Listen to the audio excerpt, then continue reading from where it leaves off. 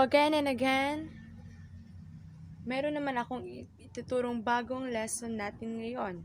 So for today's video, we're gonna talk about complex numbers. So first, what is complex numbers?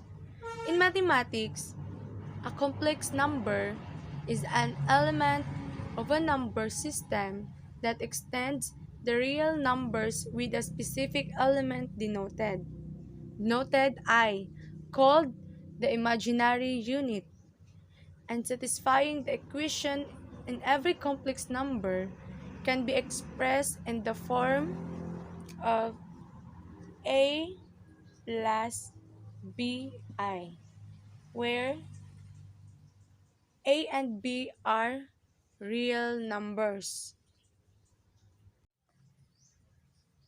Z is equal to a plus bi. So, this a is represent a real part, and this b and I represent the imaginary number, while b is represent the imaginary part. So, complex number is any number that can be written in the form of a plus bi, where a and b are real numbers. Note that a and b both can be 0.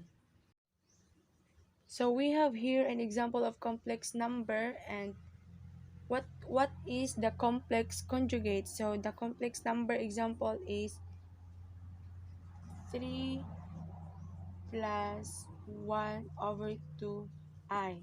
So the complex conjugate is 3 minus 1 over 2i.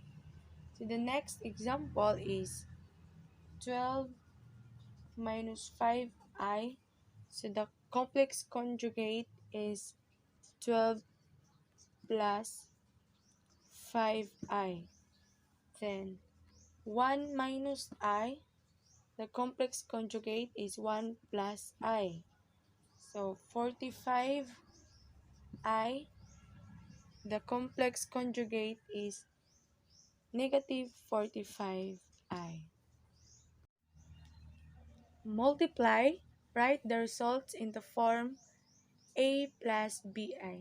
So we have here example number 1. Negative 2i, open parenthesis, 2 minus 4i.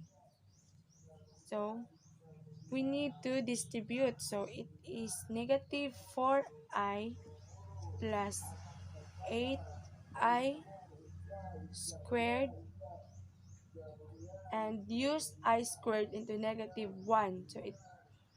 So magiging negative 4i plus 8, and i-times natin sa negative 1.